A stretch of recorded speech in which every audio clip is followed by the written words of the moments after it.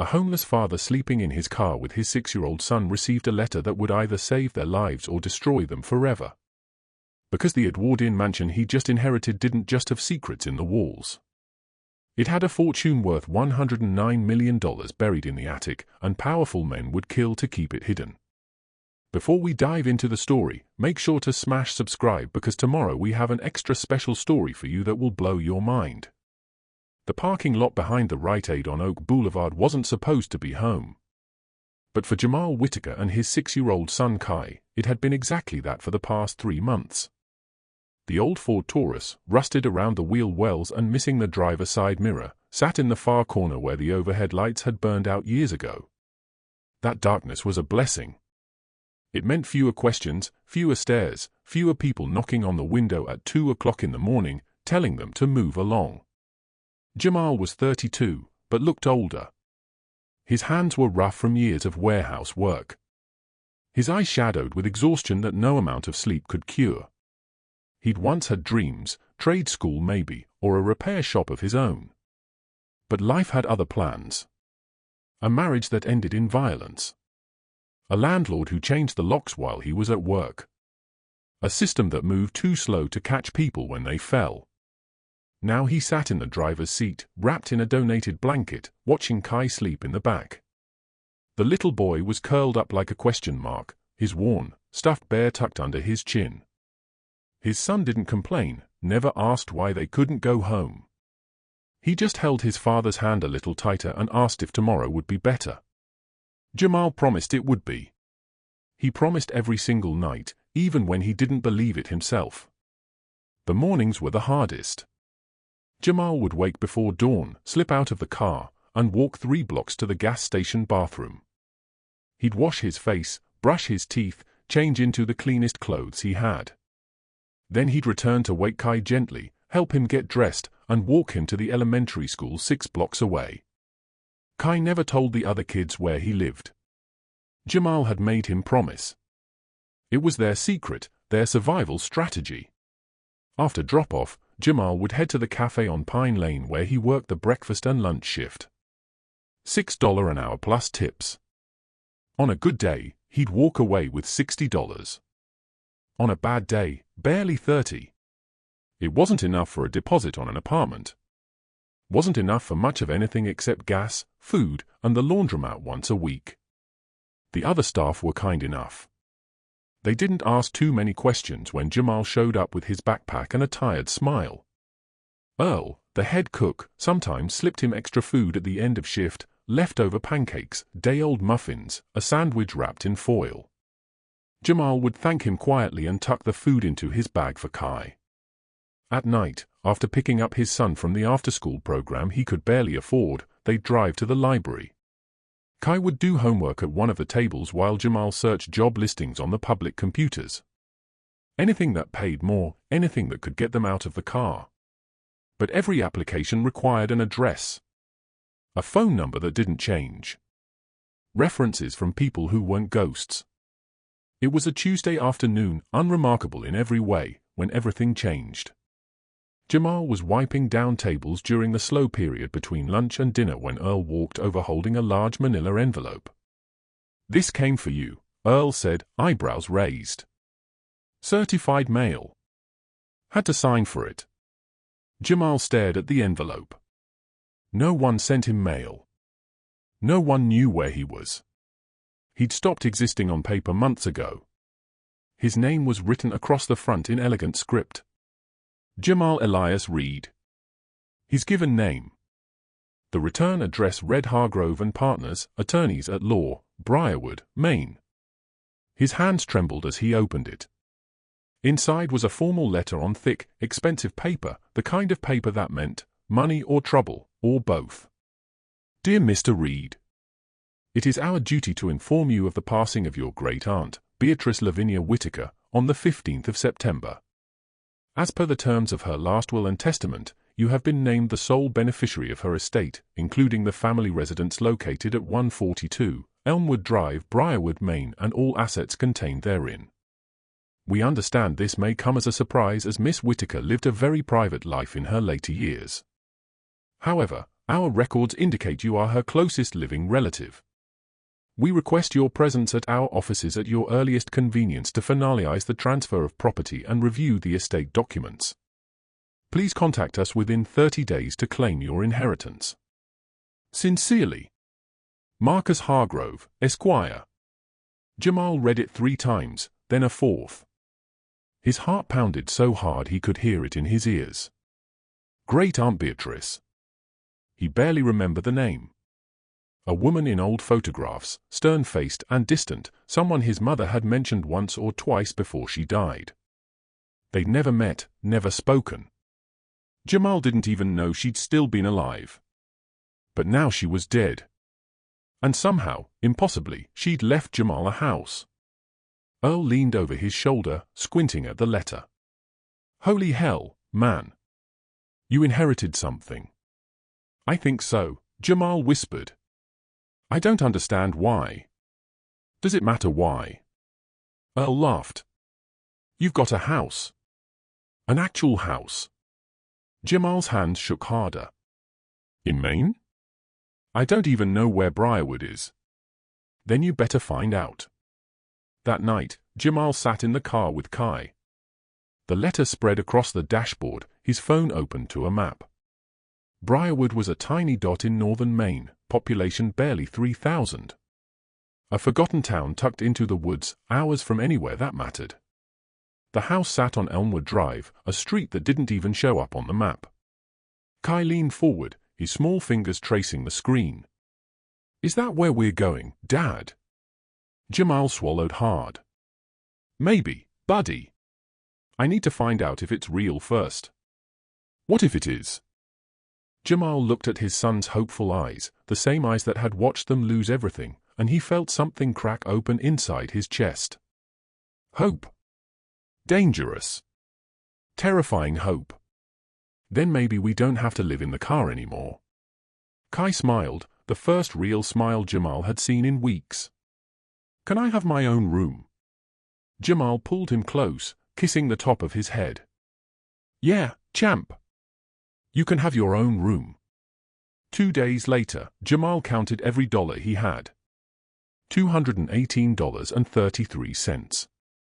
Not enough for a hotel, barely enough for gas and food, but enough to get them to Maine if they drove straight through and slept in the car along the way.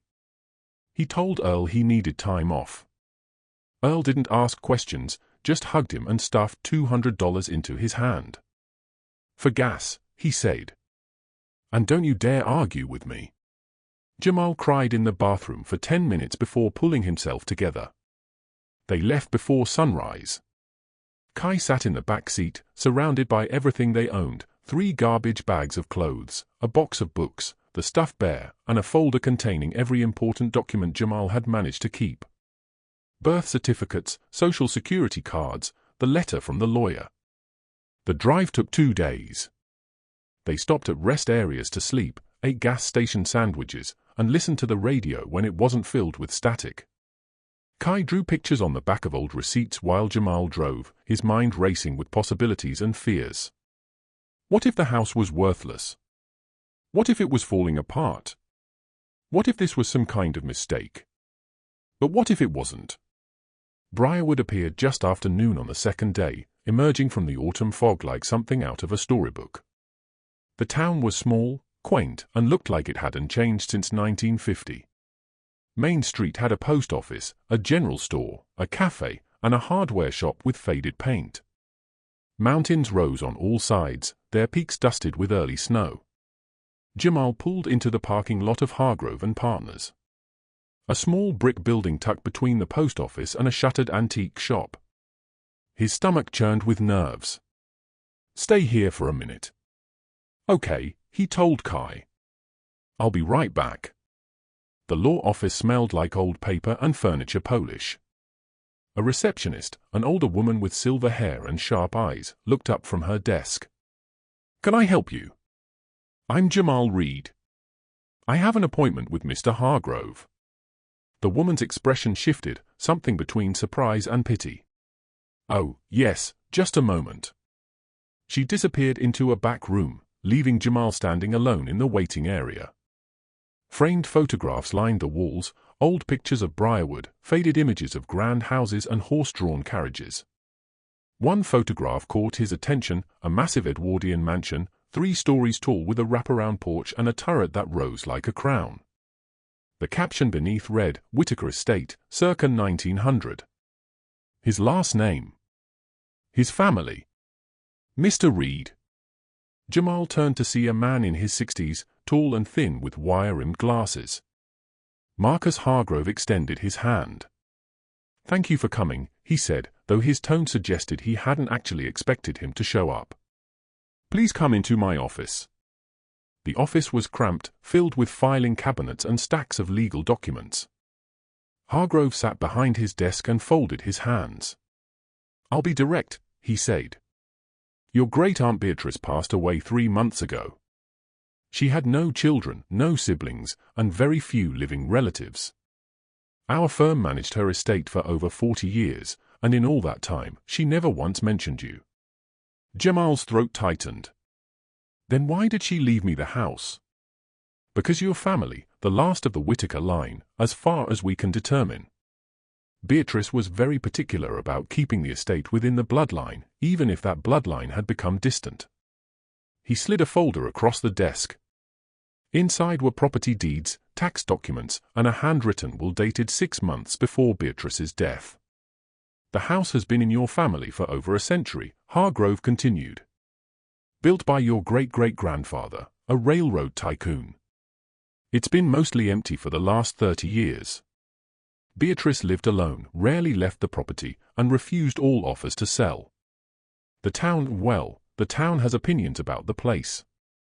"What kind of opinions?" Hargrove hesitated. "That it's cursed. That strange things happened there, that Beatrice was guarding something." He waved his hand dismissively. "Small-town gossip. But I'll be honest with you, Mr. Reed. The house is in poor condition. It would take significant money to restore. The property taxes are current, but the utilities have been shut off for months. If you're hoping to sell it quickly, you'll be disappointed. No one wants it." Jamal stared at the deed. His name typed in official print. "Owner of 142, Elmwood Drive." "Can I see it?" he asked quietly. Hargrove looked surprised. "You want to go there now?" "I drove 2 days to get here." "Yeah, I want to see it." He sighed, pulling a set of old brass keys from his desk drawer. "It's about 3 miles outside town. Follow Elmwood Road past the cemetery. You can't miss it. It's the only house out there." Jamal took the keys, their weight heavy in his palm. "Thank you." "Mr. Reed," Hargrove called as he reached the door. "Be careful. That house has been alone for a long time. Sometimes places like that, they don't like being disturbed." Jamal didn't respond. He walked back to the car where Kai was waiting, his face pressed against the window. "Did you get it, Dad? Is the house ours?" Jamal held up the keys, his hand still shaking. "Yeah, buddy. It's ours." They followed Elmwood Road as it wound through dense forest. The pavement cracked and overgrown with weeds. The trees pressed in on both sides, their branches forming a canopy that blocked out most of the light. Kai sat forward in his seat, eyes wide. "It's like a fairy tale," he whispered. Jamal wasn't sure if that was a good thing. The cemetery appeared first, a small plot surrounded by a wrought iron fence, headstones tilted and weathered. Beyond it, the road narrowed to a single lane, and then through a break in the trees, Jamal saw it. The Whittaker Estate. He stopped the car, breath catching in his throat. The house was enormous.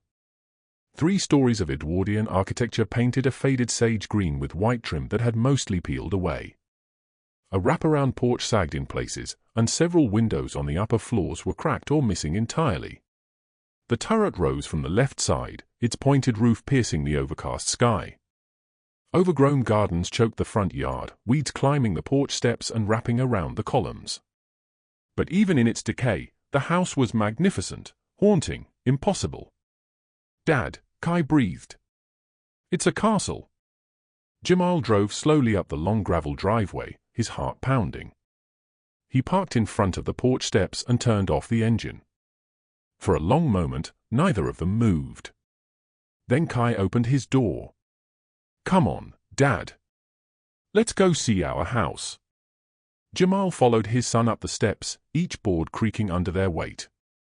The front door was massive, carved wood with stained glass panels that caught the dim light. He inserted the old brass key into the lock. It turned with a heavy click. The door swung open and cold air rushed out to meet them. The smell was overwhelming: dust, mildew, age. But beneath it, something else, something floral, like old perfume left to fade. They stepped inside. The foyer was grand. A sweeping staircase curved up to the second floor, its banister carved with intricate designs. A chandelier hung from the ceiling, draped in cobwebs. To the left was a parlor with furniture covered in white sheets. To the right, a dining room with a table long enough to seat 20 people. Kai's footsteps echoed on the hardwood floor as he ran ahead, exploring. "Dad, look! There's a fireplace and the walls have pictures." Jamal moved slowly, his eyes adjusting to the dim light. Every surface was covered in dust. But beneath it, he could see the bones of something extraordinary. Crown molding, parquet floors, wallpaper with hand-painted designs. This had once been a showplace, a monument to wealth and status. He walked into the parlor and pulled back one of the sheets. Beneath it was a velvet settee, its fabric faded but still intact. A coffee table with carved legs. An oil painting on the wall. A portrait of a stern-looking man in a suit. His eyes following him across the room. "Who's that?" Kai asked, appearing beside him. "I think that's our great-great-grandfather," Jamal whispered. "The one who built this place." They moved through the first floor together, discovering room after room. A library with floor-to-ceiling bookshelves, still full of volumes. A music room with a grand piano covered in dust. A kitchen with an ancient stove and a massive farmhouse sink. Each room felt frozen in time, like Beatrice had simply walked away one day and never returned. But as they explored, Jamal began to notice strange things. Scratch marks on some of the doors, as if someone had tried to claw them open. Locks on the outside of bedroom doors on the second floor. Why would you lock someone in? And in the library, he found a wall safe, its door hanging open, completely empty. The third floor was darker, narrower. The servants' quarters, Jamal guessed. Small rooms with low ceilings and bare walls. At the end of the hallway, a final door. This one was different, heavier, with 3 separate locks. "What's up there, Dad?" Kai asked, pointing at the ceiling. "The attic, I think." Jamal tried the door. Locked. He went through the keys Hargrove had given him, but none of them fit. The door didn't budge. "We'll figure it out later," he said, though unease crawled up his spine. They returned to the first floor as afternoon light began to fade. Jamal stood in the foyer, looking up at the house that now belonged to them. It was falling apart. It had no power, no water, and probably no heat. But it was theirs. For walls and a roof, more than they'd had in months. "Can we stay here tonight?" Kai asked, his voice small. Jamal looked down at his son, at the hope in his eyes. They could go back to the car, back to the parking lot behind the Rite Aid, or they could stay here in this broken, mysterious house that was somehow theirs. "Yeah," Jamal said softly. "We can stay." They brought in their bags, settled in the parlor, which seemed the least damaged room. He found old blankets in a linen closet and made a nest on the floor. Kai fell asleep quickly, exhausted from the long drive and the excitement. But Jamal couldn't sleep. He sat by the window, watching shadows move across the overgrown lawn. The house settled around him, creaking and groaning like it was breathing. Every sound made him jump. Every whisper of wind through the broken windows felt like a voice. He thought about the lawyer's words, that Beatrice had been guarding something, that the town thought the house was cursed, that strange things had happened here, and he thought about that locked attic door, 3 separate locks, like Beatrice had been desperate to keep something in or keep someone out. Jamal pulled the blanket tighter around his shoulders and stared into the darkness. He'd been given a gift, a house, a chance to start over. But as the night deepened and the old mansion groaned around him, he couldn't shake the feeling that he'd inherited something else, too. Something hidden, something waiting. And somewhere in the walls of this forgotten house, he would find it. Morning came cold and grey, light filtering through the dirty windows like water through gauze. Jamal woke with his neck stiff and his body aching from sleeping on the hard floor. Kai was curled against him, still asleep, his breath soft and even. For a moment, Jamal let himself forget where they were. Then he opened his eyes and saw the chandelier above them, the peeling wallpaper, the furniture draped in white sheets like ghosts waiting to be unveiled. They were really here. In a mansion. Their mansion. He eased himself up carefully, trying not to wake Kai, and walked to the window. The view took his breath away. Beyond the overgrown gardens, the forest stretched endlessly, mountains rising in the distance with peaks wrapped in morning mist. It was beautiful, haunting, completely isolated. Jamal's stomach growled, reminding him they'd barely eaten yesterday. He dug through their bags and found the crackers and peanut butter they'd bought at the general store. It wasn't much, but it would have to do until he figured out their situation. Kai stirred, rubbing his eyes. "Dad, are we really staying here?" "Yeah, champ. This is home now." Kai sat up, looking around the parlor with fresh eyes. In the morning light, the room seemed less frightening and more sad, like something beautiful had been left to die alone. "Can we explore more today?" Jamal smiled despite his exhaustion. "After breakfast. We need to be careful, though. Some of the floors might not be safe." They ate their meager breakfast sitting on the floor, using the camping lantern as a makeshift table. Kai chatted about which room he wanted for his bedroom, how they could clean up the gardens, whether there might be a swing set buried under all those weeds. His enthusiasm was infectious, and Jamal found himself actually believing they could make this work. After breakfast, they began a more thorough exploration. Jamal had a notebook now, making lists of what needed to be fixed, what could be salvaged, what was beyond repair. The kitchen was a disaster. The pipes had frozen and burst years ago, leaving water damage across the floor. The stove was ancient, and he had no idea if it even worked. But the bones were good. Solid wood cabinets, a pantry big enough to walk into, windows that would flood the room with light once they were cleaned. The dining room was in better shape. The long table was solid oak, barely warped, despite years of neglect. Jamal counted the chairs, 16 of them, each one carved with the same intricate design as the banister. This had been a house built for entertaining, for showing off wealth and status. Now it sat empty, waiting. In the library, Jamal spent over an hour just staring at the books. Thousands of them, leather-bound volumes on every subject imaginable. History, philosophy, literature, science. "Yeah," Jamal said softly. "We can stay." They brought in their bags, settled in the parlor, which seemed the least damaged room. He found old blankets in a linen closet and made a nest on the floor. Kai fell asleep quickly, exhausted from the long drive and the excitement. But Jamal couldn't sleep. He sat by the window, watching shadows move across the overgrown lawn. The house settled around him, creaking and groaning like it was breathing. Every sound made him jump. Every whisper of wind through the broken windows felt like a voice. He thought about the lawyer's words, that Beatrice had been guarding something, that the town thought the house was cursed, that strange things had happened here, and he thought about that locked attic door, 3 separate locks, like Beatrice had been desperate to keep something in or keep someone out. Jamal pulled the blanket tighter around his shoulders and stared into the darkness. He'd been given a gift, a house, a chance to start over. But as the night deepened and the old mansion groaned around him, he couldn't shake the feeling that he'd inherited something else, too. Something hidden, something waiting. And somewhere in the walls of this forgotten house, he would find it. Morning came cold and grey, light filtering through the dirty windows like water through gauze. Jamal woke with his neck stiff and his body aching from sleeping on the hard floor. Kai was curled against him, still asleep, his breath soft and even.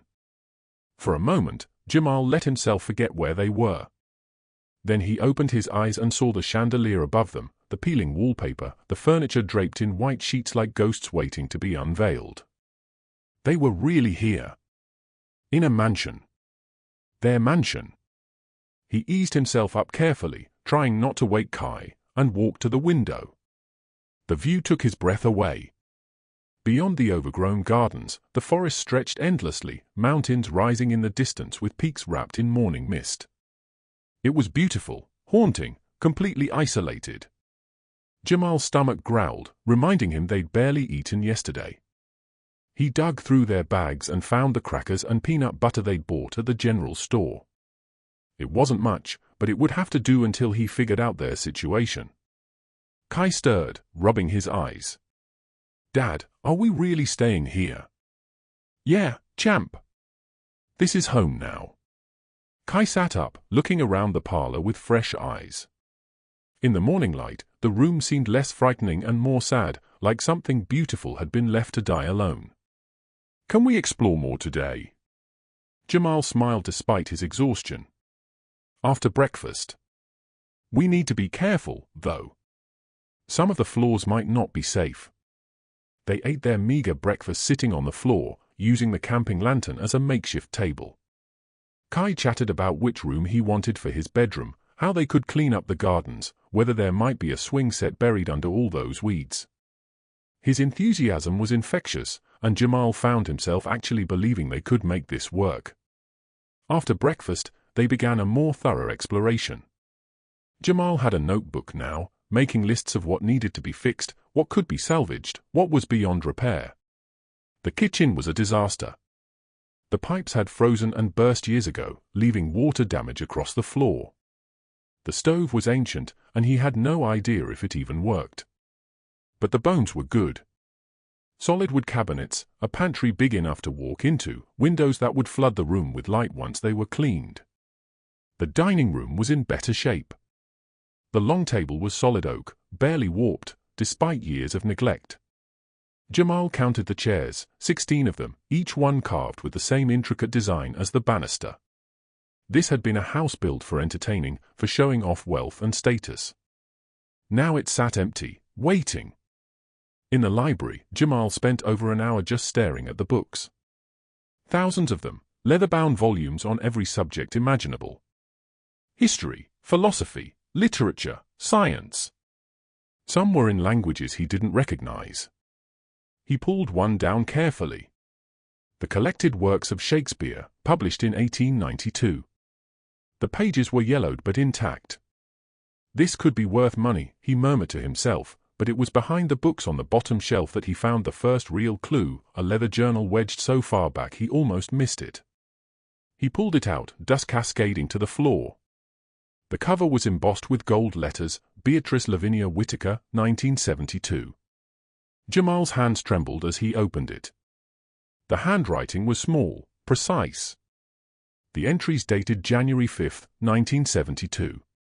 Father's collection is finally complete. 40 years of acquisition, and now it sits in the one place no one will think to look. He made me promise to guard it with my life. I intend to keep that promise. Jamal flipped through the pages, skimming entries about daily life, complaints about the weather, notes about household repairs, then dated March 17, 1973. The lawyers came again today. They want to inventory everything. I sent them away. They don't understand that some things are worth more than money.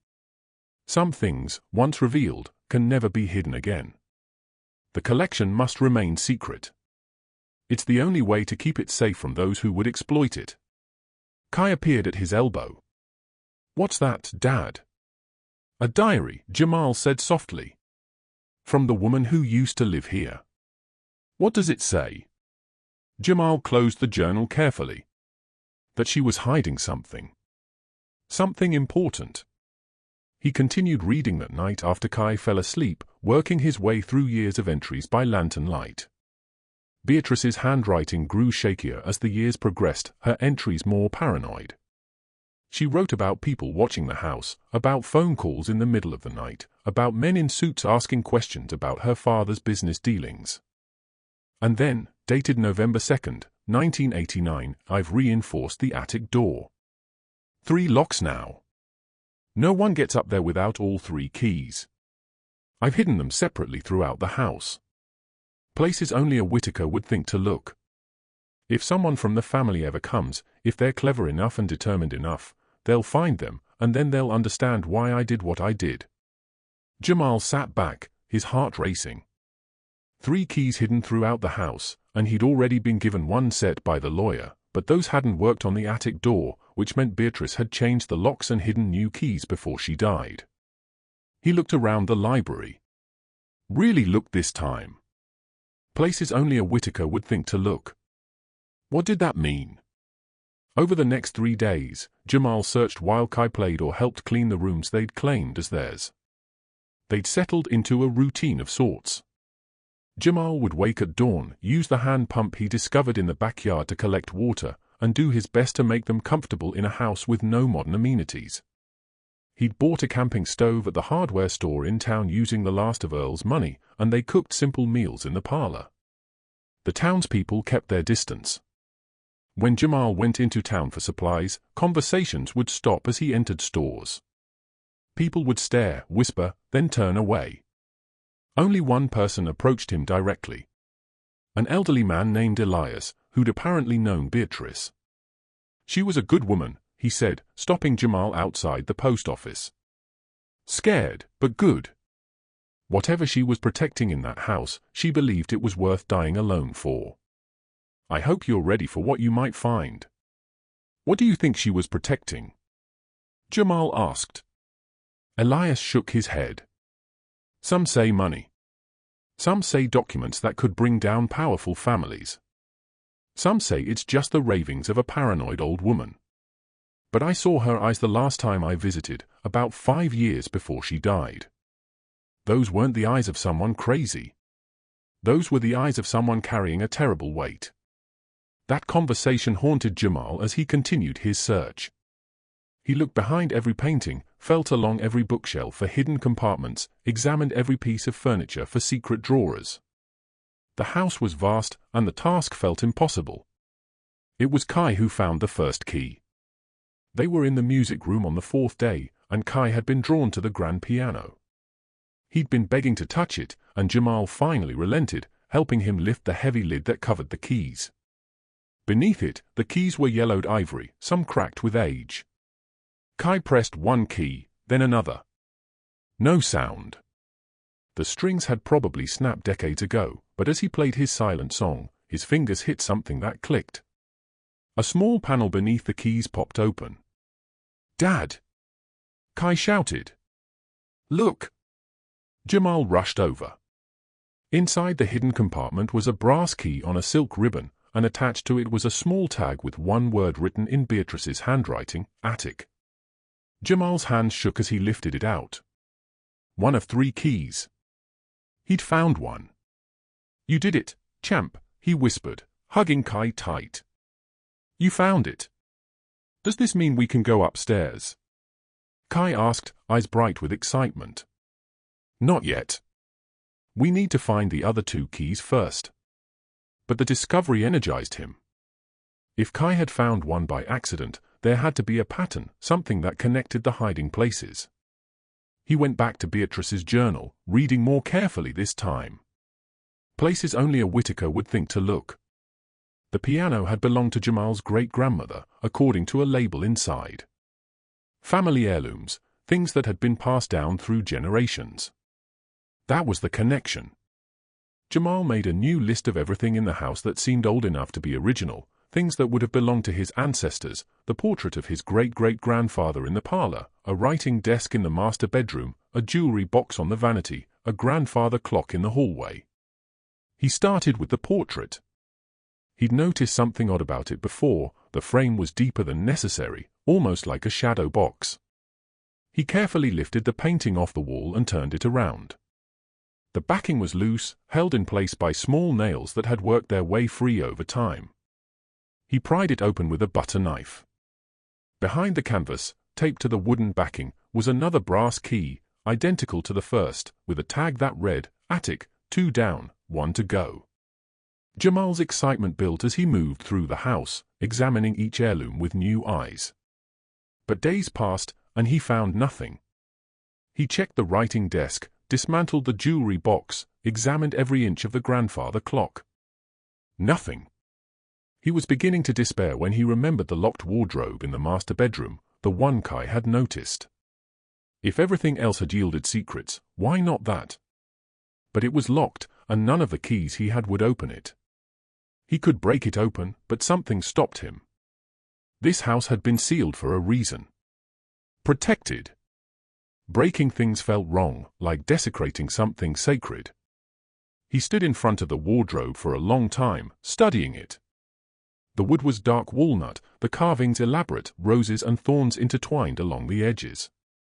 And there, at the very top, hidden among the carved vines, he saw it. A small keyhole, barely visible. He tried the attic keys. Neither fit. He tried keys from other rooms. Nothing worked.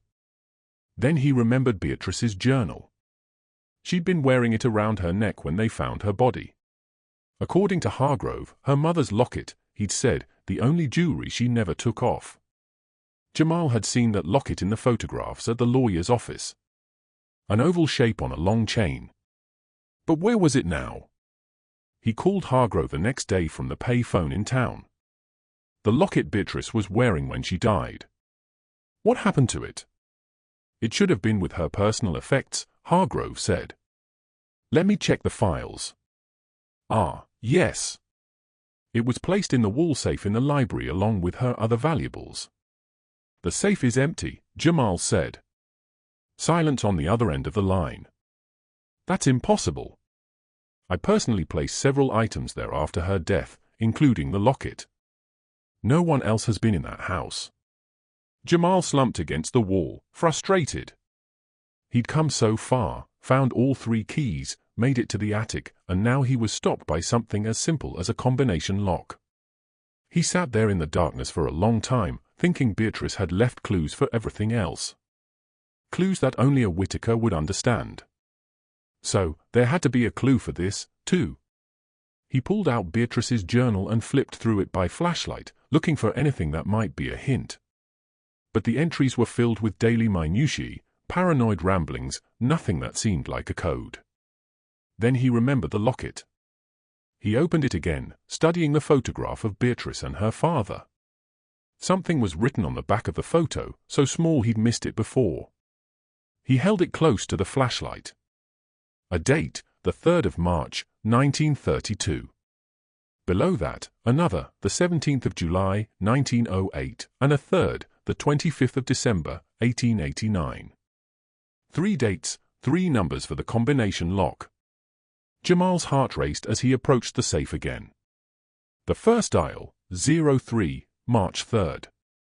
The second dial, 17, July 17th. The third dial, 25, December 25th. He pulled the handle. Nothing. He tried again, this time interpreting the dates differently, 03-00-03 for the first dial. It only went to 99, so that didn't work. He tried the years, 32, then 17 for the second date, 25 for the third. Still nothing. Jamal sank to the floor, exhausted and frustrated. He'd been so certain, but maybe the dates meant something else. Maybe they weren't the combination at all. He closed his eyes, trying to think, what did those dates represent? Birth dates, death dates, anniversaries. He pulled out Beatrice's journal again and flipped to the back, where she'd written family information. And there it was. Father born the 17th of July, 1908. Father died the 3rd of March, 1932. Company founded the 25th of December, 1889. Birth, death, and beginning. The cycle of the family fortune. But Beatrice had written them in reverse order in the locket. Death first, then birth, then founding. Why? Unless that was the order for the combination. Jamal stood up, his legs shaking. He approached the safe one more time. The first dial, 03, March 3rd, month. The second dial, 17, July 17th. Wait, that wasn't right either. He was making this too complicated. He stepped back and really looked at the dates.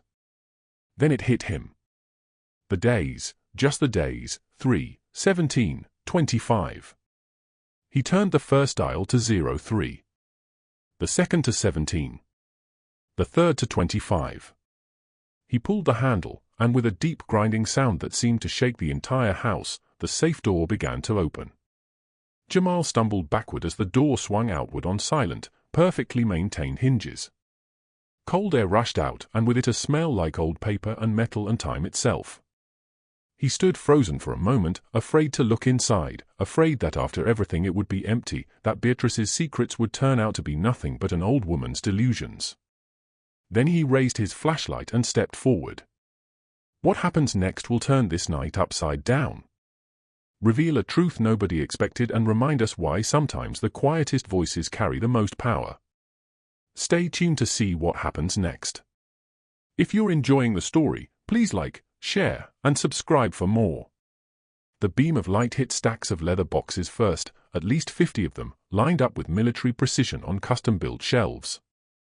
Jamal reached for the nearest one with trembling hands and opened it. Inside, nestled in velvet, was a watch, but not just any watch.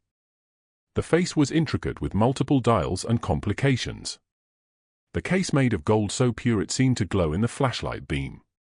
Engraved on the back, Patek Philippe, 1925. Jamal had seen enough pawn shops to know that antique watches could be valuable, but this? Valuable. He set it down carefully and opened another box. Another watch. This one even more elaborate. Then another, and another. He moved deeper into the safe. Behind the watches were display cases containing jewelry, necklaces dripping with diamonds, bracelets set with rubies the size of thumbnails, emerald earrings that caught the light like captured stars. Each piece was labeled with a small card. Cartier, 1920, estate of the Duchess of Windsor. Tiffany & Company, 1915, original owner, Vanderbilt family. Jamal's head spun. This wasn't just a collection. This was history. This was wealth beyond anything he'd ever imagined. But the watches and jewelry were just the beginning. The safe went back further than he'd realized, the space expanding into the wall itself. He moved past the display cases and found document boxes. He opened one and pulled out a thick file, stock certificates, dozens of them, companies he'd heard of, General Electric, U.S. Steel, Standard Oil, all dated from the early 1900s, all signed by his great-great-grandfather. Were they still valid? Could they still be worth something? Another box contained bonds, U.S. Treasury bonds from World War I and World War II. Their denominations making him dizzy, $10,000 each, about 20 of them. But these were from decades ago. Surely they'd matured, accrued interest. How much would they be worth now? The next section made him stop breathing entirely. Paintings, not the one stacked against the attic walls, but smaller works, each one in its own climate-controlled case. He opened the first one carefully and found himself staring at a portrait of a woman in blue. The brush strokes so delicate they seemed to capture light itself. The small plaque at the bottom read, Portrait of Madame Cézanne, Paul Cézanne, 1890, authenticated. Jamal's knees buckled. He'd seen that painting in a textbook once, during one of his late-night library sessions. It was supposed to be in a museum. It was supposed to be priceless. He opened another case, a landscape with swirling stars and a cypress tree reaching toward a turbulent sky. The plaque, Study for the Starry Night, Vincent van Gogh, 1889. Another, Ballet Dancers, Edgar Degas, 1877. Another, Woman with a Parasol, Claude Monet, 1886. Each one authenticated, each one a masterpiece by artists whose work sold for tens of millions of dollars at auction. Jamal sank to the floor of the safe, surrounded by more wealth than he could process. His mind tried to do the math and failed. The watches alone could be worth a few million. The jewelry, maybe 10 million. The stocks and bonds, depending on their current value, could be worth even more. But the paintings were worth a fortune beyond measure. He thought about the receipt he'd found downstairs for $1,200,000 in 1973. This was what it had been insuring. Not the full value of the collection, but probably a fraction of it. What would it all be worth now, 50 years later? He pulled out his phone, his hand shaking so badly he could barely type. He searched Cézanne portrait value. The results made his vision blur. Similar work sold for $20 to $40 million. He searched Van Gogh study value, $40 million for a study of one of his most famous works. Could that be right? He did rough math in his head, his breath coming in short gasps. Conservative estimates only. 8 major paintings at an average of $10 million each. That was $80 million. The watches may be $5 million if they were all as rare as that first Patek Philippe. The jewelry another $15 million, probably more. The stocks and bonds, he had no idea. But even if only half were still valid, that could be another $10 million. His great-great-grandfather hadn't just been wealthy. He'd been one of the richest men in America. And he'd hidden his entire collection, piece by piece, in this attic safe, away from taxes, away from the government, away from anyone who might try to claim it. And Beatrice had spent her entire life guarding it, living alone in a crumbling mansion, letting the town call her crazy, isolating herself from the world, all to protect this impossible fortune, $109 million, give or take, buried in the shadows of the Whitaker estate. Jamal started laughing, the sound echoing off the walls of the safe. It was too much, too insane. He'd been homeless 3 weeks ago, sleeping in his car, scraping together dollars for gas station food. And now he was sitting in a vault containing $109 million in art, jewelry, and historical artifacts. The laughing turned to crying, great heaving sobs that shook his entire body.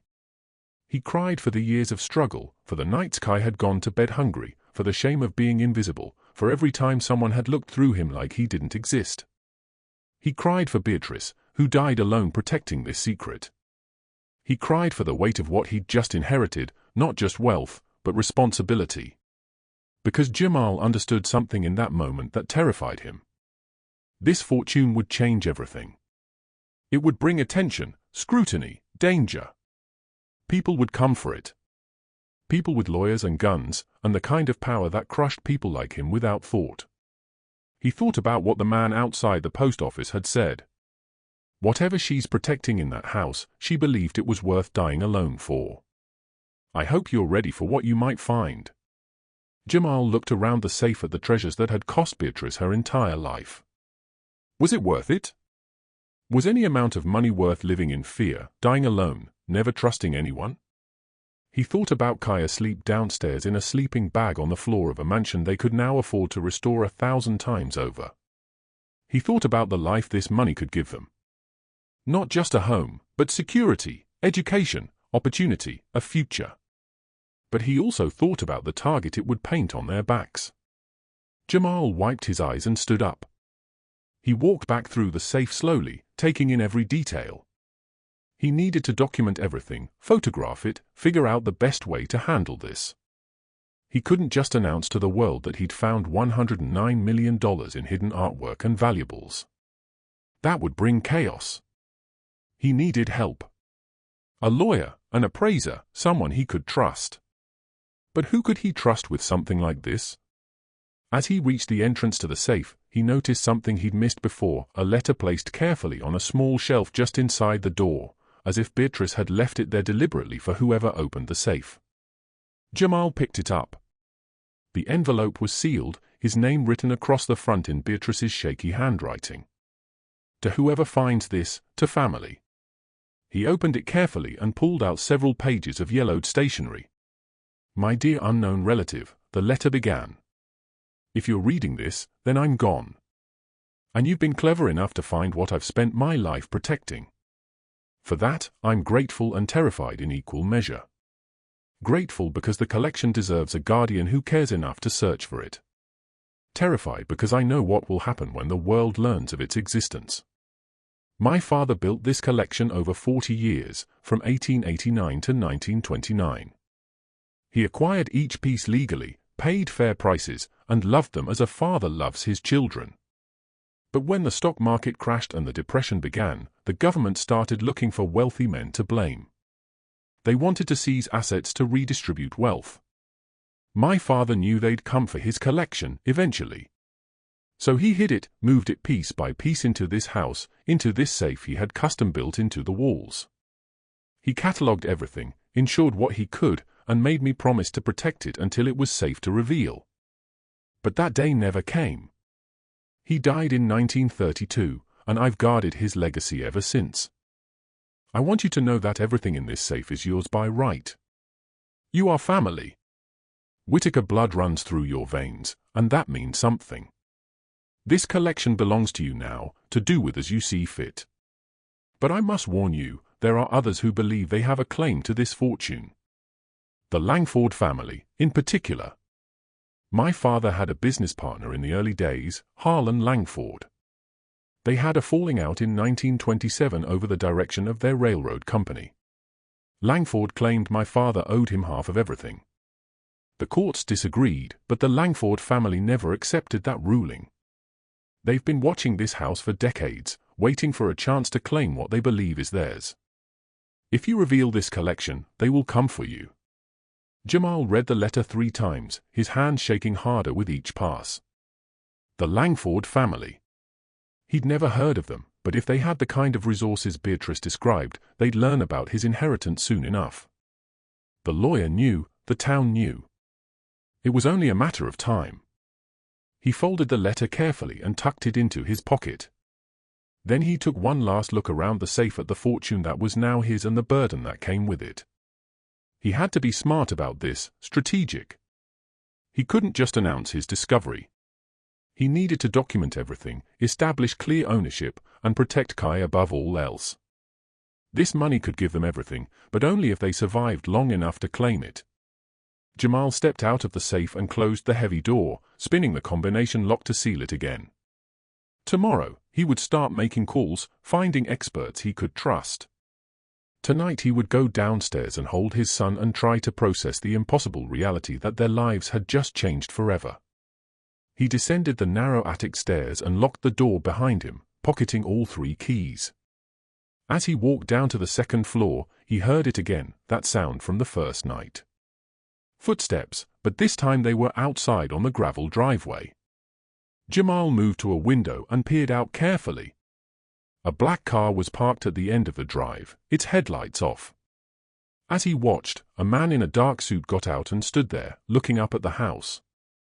He didn't approach, just stood there, watching. After several minutes, he got back in the car and drove away slowly, like he had all the time in the world. Jamal's blood ran cold. Beatrice had been right. They were already watching, already waiting. The Langfords, or whoever they were, knew someone had arrived at the Whittaker estate, and they were making sure that someone knew they were being watched.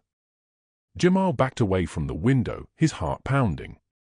He'd found a fortune beyond imagination, but he'd also inherited a war, and he had no idea if he was strong enough to fight it.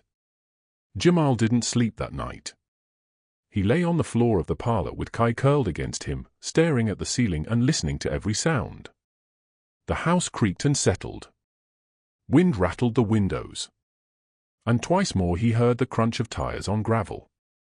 Slow passes by the house in the dark. Hours before dawn, they were watching, waiting, and Jamal had no idea what they were waiting for. When morning finally came, grey and cold, Jamal made a decision. He couldn't do this alone. He needed help. And he needed it from someone who understood the law, someone who could protect them. He left Kai playing in the parlor with strict instructions not to leave the house and drove into town to see Marcus Hargrove. The lawyer's office looked different in daylight, smaller, more ordinary. The receptionist gave him the same pitying look as before and buzzed him through to Hargrove's office. "Mr. Reed," Hargrove said, standing as he entered. "I wasn't expecting to see you so soon. Is everything all right with the property?" Jamal closed the door behind him and sat down without being asked. "I need to know something, and I need you to be honest with me. The Langford family, tell me about them." Hargrove's expression changed instantly, the professional mask slipping to reveal something like fear. He sat down slowly, removing his glasses and cleaning them with a handkerchief. "How do you know that name?" "Beatrice left me a letter. She said they've been watching the house for decades, that they believe they have a claim to something my family owns." Hargrove was quiet for a long moment. Then he sighed, the sound of a man who'd been carrying a weight for too long. "The Langford family owns half of New England. Hotels, real estate, investments. Harlan Langford, the current patriarch, is worth somewhere around $3 billion. His great-grandfather, Harlan Langford Sr., was your great-great-grandfather's business partner in the railroad industry." Beatrice said they had a falling out. "That's putting it mildly," Hargrove said. "In 1927, Harlan Langford Sr. accused Elias Whitaker of embezzling company funds to finance a private art collection. Whitaker denied it, said the collection was purchased with his own money, completely separate from the business. The courts agreed with Whitaker. The partnership was dissolved, assets were split, and legally it was settled. But the Langford family never accepted that verdict. They've maintained for 90 years that half of everything Elias Whitaker collected was bought with stolen money and therefore belongs to them." Jamal's mouth went dry. "Is there any truth to that?" The court said no. Multiple investigations found no evidence of embezzlement. But the Langfords are powerful, and they're patient. They've been waiting for an opportunity to press their claim again. And now, he stopped looking at him with something like sympathy. Now a single father with no resources and no connections has inherited the estate. They must think it's their lucky day. "They've been watching the house," Jamal said quietly. "Since I arrived, cars driving by in the middle of the night." Hargrove's expression darkened. "Mr. Whitaker, I need to ask you something, and I need you to tell me the truth. Did you find something in that house? Something valuable?" Jamal met his eyes. He wanted to trust him. Needed to trust someone. But Beatrice's letter echoed in his mind. "Be careful. Protect yourself." "Why do you ask?" "Because 2 days ago, I received a call from Harlan Langford's attorney. They're claiming that Beatrice's will is invalid, that she wasn't of sound mind when she wrote it, and that the estate should go to auction so they can purchase it. They offered me a considerable sum to help make that happen." Jamal's blood turned to ice. "And what did you say?" "I told them to go to hell," Hargrove said. "I've been Beatrice's lawyer for 42 years. I watched her fight to protect that house and whatever's inside it. I'm not about to betray her memory for Langford money." He leaned forward. "But I'm one old man in a small-town practice. If the Langfords come after you with their full legal team, I won't be able to stop them alone. So, I need to know. Is there something in that house worth fighting for?" Jamal made his decision. "Yes," he said simply. "There is." He spent the next hour telling him everything, the attic safe, the collection, the paintings and jewelry and stocks. Hargrove listened in silence, his face growing paler with each revelation. When he finished, he sat back in his chair and whispered, "Dear God, Beatrice wasn't exaggerating. Elias Whitaker really did have one of the greatest private collections in American history. Can the Langfords take it?" Jamal asked. "Is there any legal way they can claim it's theirs?" Hargrove pulled out a legal pad and started making notes. "Not if we move quickly. The will is ironclad. Beatrice was of sound mind. I can testify to that. The inheritance is yours, legally. But the Langfords will argue that the collection itself was purchased with embezzled funds, which would make it proceeds of a crime, which could be subject to seizure and redistribution." "But you said the courts found no evidence of embezzlement." 90 years ago. The Langfords will argue that new evidence has come to light that the sheer value of the collection proves Whittaker must have stolen company funds. They'll drag this through courts for years. And even if you win, the legal fees would bankrupt you. He looked up at him. Unless the collection is valuable enough to pay for its own defense. It is, Jamal said. If even half the paintings are authentic, we're talking tens of millions of dollars. Hargrove whistled low. Then here's what we need to do. First, we document everything. Every piece, every painting, every stock certificate. We get appraisers, experts, people who can authenticate the collection and establish its value and provenance. Second, we file a declaratory judgment action asking the court to rule definitively that you are the rightful owner. We do this before the Langfords can file their own suit. We control the narrative. How long will that take? Weeks if we're lucky. Months, more likely. He met his eyes. And in the meantime, you need to be very careful. The Langfords don't just use lawyers. They have a reputation for making problems disappear in other ways. Jamal thought about the black car in the driveway, the footsteps outside at night. They're already trying to intimidate me. Then it's working, Hargrove said. Which means we need to move faster than they expect. Over the next week, Jamal's world became a whirlwind of phone calls and paranoia.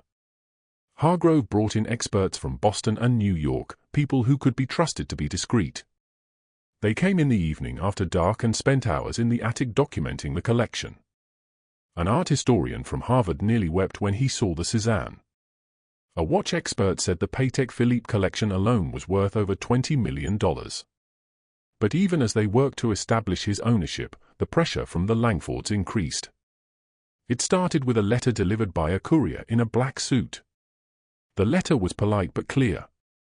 Harlan Langford was offering to purchase the Whittaker estate for $5 million. No questions asked. Immediate payment. Jamal threw it away. The next day, the town started changing. The man at the general store, who'd been cautiously friendly, refused to sell to Jamal. "We don't serve squatters," he said coldly. "That house doesn't belong to you." The hardware store owner told him he'd been instructed not to extend credit to anyone associated with the Whittaker property. The cafe wouldn't seat him. Even the gas station attendant looked nervous when he pulled up, pumping his gas quickly and avoiding eye contact. "What's happening?" Jamal asked Hargrove when he called him, frustrated and frightened. "They're buying the town," he said grimly. "Langford owns the mortgage on half the businesses in Briarwood. He's calling in favors, making it clear that anyone who helps you will pay a price." Kai noticed the change, too. He'd started attending the local elementary school, but came home in tears after 3 days. "The other kids say we're thieves," he sobbed into Jamal's shoulder. "They say we stole a dead lady's house, and we're going to jail." Jamal held his son tight, rage burning in his chest. They were targeting a 6-year-old child. Whatever honor or decency he'd hoped the Langfords might have, it was clear they had none. That night, the phone rang. Jamal had gotten a landline installed, one of the few services he'd been able to secure. He answered cautiously. "Mr. Reed," a man's voice, smooth and educated. "My name is Harlan Langford. I think it's time we spoke directly." Jamal's hand tightened on the receiver. "I have nothing to say to you. Please hear me out. I understand you've had a difficult time recently. Single father struggling financially, suddenly inheriting a property you can't afford to maintain. I want to help you by buying my house, by offering you a way out," Langford said. $10 million cash. You and your son can start fresh somewhere else, somewhere nobody knows your history. You could give him a real life, Mr. Reed. Private schools, a college fund, everything a father wants for his child, in exchange for the house and everything in it. "The house is falling apart," Langford said reasonably. "It would take years and millions of dollars to restore. Years you don't have. Why struggle when you could walk away with more money than you'd make in 10 lifetimes? Jamal's voice was steady when he replied, "Because it's mine. My family built that house. My family built that collection, and you have no right to any of it." Langford's tone changed, the friendly veneer cracking. "Your great-great-grandfather was a thief. He stole from my family, built his fortune on our money. The courts got it wrong in 1927, but I promise you, they won't get it wrong this time. Then I'll see you in court." "Mr. Reed," Langford said, his voice dropping to something colder. "I've been patient. I've been generous. But my patience has limits. Think about your son. Think about what kind of life you want for him. Because if you continue down this path, I can guarantee that life will be very difficult for both of you." "Are you threatening my child?" Jamal's voice shook with fury. "I'm promising you a future," Langford said. "Or the lack of one. The choice is yours. You have until the end of the week to accept my offer. After that, things will become considerably less friendly." The line went dead. Jamal stood there shaking, the receiver still pressed to his ear. He'd been poor before. He'd been homeless, desperate, invisible. But he'd never been truly afraid until this moment. Because this wasn't about him anymore. This was about Kai. And powerful men had just made it clear they were willing to hurt a child to get what they wanted. He called Hargrove immediately. "He threatened my son." "I heard," Hargrove said. "I'm sorry, Jamal. I really am. But this is what the Langfords do. They find pressure points and they push until people break. The question is, are you going to break?" Jamal looked at Kai asleep on the makeshift bed in the parlor, his stuffed bear tucked under his chin. He thought about the life they'd had, the car, the parking lot, the hunger. He thought about what $10 million could buy: safety, security, anonymity. But he also thought about Beatrice alone in this house for decades, fighting to protect what was rightfully hers. He thought about his great-great-grandfather who'd built something beautiful and watched it be called theft. He thought about all the people who'd been told they weren't good enough, weren't strong enough, should just take the money and disappear. "No," he said quietly. "I'm not going to break." "Then we fight," Hargrove said. "And we fight hard." The next morning, Jamal woke to find his car had been vandalized. All four tires slashed, the windows smashed, the word thief spray-painted across the hood. He called the police, but the sheriff, a man named Ellis, who'd been cold to him since he arrived, barely looked at the damage. "Probably kids," he said, writing a cursory report. "You know how small towns are. They don't like outsiders." "This isn't kids," Jamal said. "This is targeted harassment." Ellis shrugged. "You have any proof of who did it? Any witnesses?" "No, but—" "Then there's nothing I can do. I'd suggest you be more careful where you park." He tipped his hat and walked away. Jamal stood there staring at his destroyed car and realized with cold certainty that the local authorities had been bought off, too. He was alone in a hostile town with a fortune he couldn't access and a son he couldn't protect. That afternoon, Hargrove called with worse news. Harlan Langford has filed suit. He's claiming that Elias Whitaker embezzled $3 million from their railroad company between 1920 and 1927 and that the entire art collection was purchased with those funds. He's asking the court to freeze all assets pending the outcome of the case. Can he do that? He just did. Judge Harlan, yes, a relative, issued a temporary restraining order. You can't sell, move, or otherwise dispose of anything in that house until the case is resolved. The attic safe is officially under court seal. Jamal's legs went weak. So I can't use any of it. Even to pay for lawyers. I'm working on getting the order modified, Hargrove said. But these things take time. In the meantime, you need to sit tight and let me handle this. But sitting tight became impossible when Kai's school called that afternoon. The principal's voice was apologetic but firm. "Mr. Reed, I'm afraid we need to discuss Kai's enrollment." "What about it?" The principal's voice was apologetic but firm. We've received several complaints from other parents. They're uncomfortable with the situation given the legal issues surrounding your family. They're threatening to pull their children from the school if Kai remains enrolled. Jamal's voice went cold. Are you seriously telling me you're expelling my son because of baseless accusations against me? I'm telling you that we serve a community, and that community has concerns. Perhaps it would be better if Kai attended school elsewhere. Until this matter is resolved, he has nowhere else to go. This is where we live. The principal sighed. Then I'm sorry, Mr. Reed, but we have to do what's best for the majority of our students. Kai's last day will be Friday. Jamal hung up and immediately called Hargrove. They're kicking Kai out of school. This is illegal, right? This is discrimination. It's a private school, Hargrove said quietly. They can refuse enrollment for almost any reason. I'm sorry, Jamal. The Langfords are tightening the noose. That night, Jamal sat in the library, Beatrice's journal open in his lap, reading by candlelight. He was searching for something, anything, that could help him understand how to fight this. Beatrice had survived decades of pressure. There had to be a clue, a strategy, something he was missing. He found it in an entry from 1998.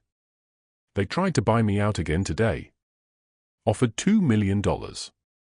I told them what I always tell them. The collection stays hidden until it's safe. Until the statute of limitations runs out on their fraudulent claims. They don't understand that I'm not protecting money. I'm protecting principle. The truth matters. History matters. And someday someone will be brave enough to tell the full story. Jamal sat up straighter. Statute of limitations. He grabbed his phone and called Hargrove, not caring that it was 11 at night. The embezzlement claims, he said when he answered. How long is the statute of limitations on something like that? He heard papers rustling. For civil claims in Maine, it's 6 years from discovery. But they could argue that the full extent of the embezzlement wasn't discovered until now, which would reset the clock. More rustling. But for criminal charges, much longer. 20 years for major financial crimes. But Elias Whitaker died in 1932. You can't criminally charge a dead man. Exactly, Jamal said, his mind racing. So the worst they can do is file a civil suit claiming the collection should be divided. But they'd have to prove that Whitaker actually stole the money. Not just claim it. And all the evidence from the 1927 case showed he didn't. That's true. But, and if he didn't steal the money, then the collection is his legitimate property, passed down through his legitimate heir, which is Beatrice, and then me. Which means they have no claim at all. Hargrove was quiet for a moment. You're right. The burden of proof is on them. They have to prove embezzlement occurred. We just have to defend the existing court record. So why are they so confident? Jamal asked. Why would Harlan Langford file suit if he knows he'll lose? Because he doesn't plan to win, Hargrove said slowly. He plans to make it so expensive and so public that you'll give up. He's betting that you'll run out of money before he runs out of lawyers. But what if I don't need money? Jamal said. What if there's proof that the collection is legitimate? Something more than just the court records. He thought about the document boxes in the safe, the ones he'd barely looked at. Stock certificates, bonds, insurance policies, but there'd been other boxes, too. Files he hadn't had time to examine. I need to go back into the safe, he said. The court seal says I can't sell or move anything. It doesn't say I can't document it. I need to find proof. Something that shows exactly how Elias Whitaker acquired each piece of that collection. If I can prove every purchase was legitimate, the Langfords have no case. The next morning, Jamal did something he'd been avoiding. He left Kai with Hargrove's wife, a kind woman who'd offered to help, and returned to the attic alone. He opened the safe with the combination he'd memorized and went straight to the document boxes. For 3 days, he barely slept. He went through every file, every receipt, every piece of paper, and slowly, a story emerged. Elias Whitaker had been meticulous. Every painting had a bill of sale, a letter of authenticity, records of payment. Every piece of jewelry had paperwork tracing its ownership back centuries. Every stock certificate could be traced to legitimate purchases made with documented funds from Whitaker's personal accounts, completely separate from the railroad company. But it was in the last box that Jamal found the smoking gun. A leather-bound ledger labeled Private Accounts, 1889 to 1929. Inside were 40 years of financial records showing every dollar Elias Whitaker had earned, saved, and spent. His railroad salary, his investments, his side businesses, and most importantly, a complete accounting of every penny spent on the collection with corresponding receipts and documentation. The numbers told an irrefutable story. Elias Whitaker had been wealthy before he ever partnered with Harlan Langford Sr. He'd made smart investments in steel, oil, and manufacturing during the Industrial Revolution. By the time the railroad partnership began, Whitaker already had over $12 million in personal wealth. The collection had been built with his own money, methodically and legally, over 4 decades. But there was something else in the ledger, a section marked Disputed Funds, 1927. And in it, a detailed accounting of every penny the railroad company had earned, every expense, every distribution to both partners. At the end was a summary: partnership dissolved, the 15th of October, 1927. Final accounting shows Harlan Langford Sr. received $8,250,000 in buyout payment representing his full 50% share of company value plus accumulated profits. He signed a release of all claims, copy attached.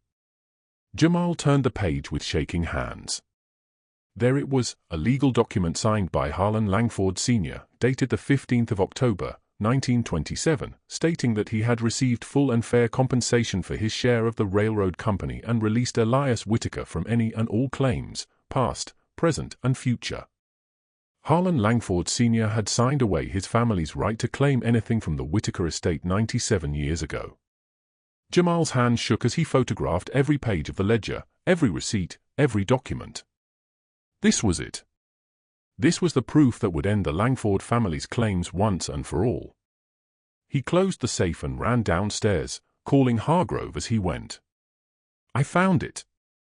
I found proof that Whitaker didn't steal anything, and proof that Harlan Langford Sr. signed a release, giving up all claims." "Slow down," Hargrove said. "What exactly did you find?" Jamal explained, his words tumbling over each other in his excitement.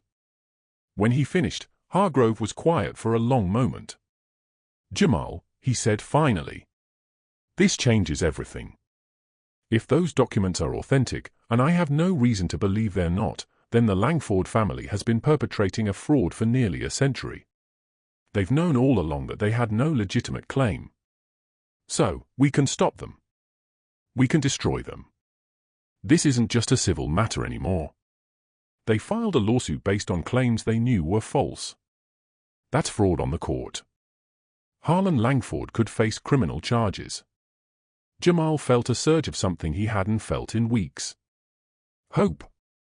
"So, what do we do?" "We go on the offensive. Tomorrow morning, I'm filing a motion to dismiss their suit with sanctions, and I'm attaching every piece of evidence you found.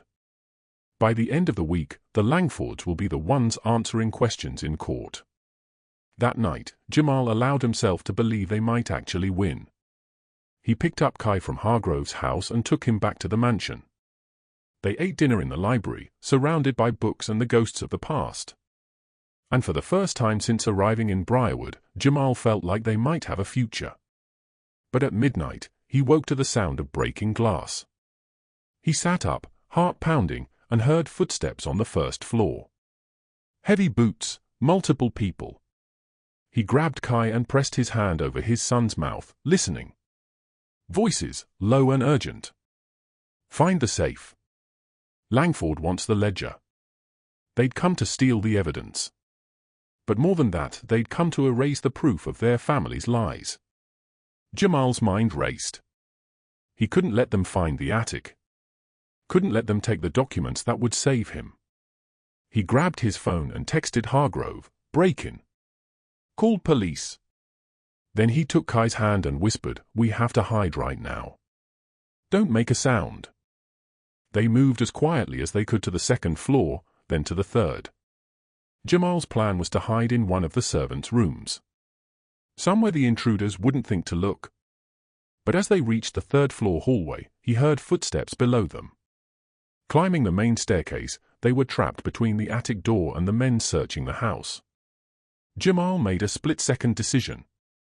He pulled out the 3 keys, opened the attic door, and pulled Kai inside, locking it behind them. They climbed the narrow stairs and crouched in the darkness of the attic, Kai trembling against his side. Below, they heard doors being thrown open, furniture being overturned. The men were ransacking the house, looking for the safe, for the evidence, for anything that could help the Langfords. Then footsteps stopped outside the attic door. A voice, "This door's locked." 3 different locks. Another voice, "That's got to be it. Get the bolt cutters." Jamal's blood turned to ice. He looked at the safe across the attic, at the fortune inside it, at the documents that could save them, and he realized that even if the police came, even if Hargrove had called them, they'd never arrive in time. The Langfords had sent men to take what they wanted by force. And Jamal and Kai were trapped in an attic with nowhere to run, listening as the men below prepared to break through the last barrier between them and the truth. The sound of metal grinding against metal echoed through the old house. The first lock snapped, then the second. Jamal pulled Kai close, covered his ears, and whispered, "Whatever happens, I love you, and we are not thieves. Remember that, or we're not thieves." The third lock broke. The door swung open, and heavy footsteps began climbing the attic stairs. Jamal pulled Kai behind the safe, the massive iron door their only shield. His phone was in his hand, the screen dark because he'd turned off the brightness. But had Hargrove gotten his message? Were the police coming? Or were he and his son about to face 3 men alone in the darkness? The footsteps reached the top of the stairs.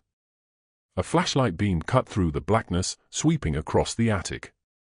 Jamal held his breath, pressing himself and Kai against the cold metal of the safe. "Holy hell," one of the men breathed. "Look at all this stuff." "Forget the furniture," another voice snapped. "We're here for the safe. Langford wants the ledger."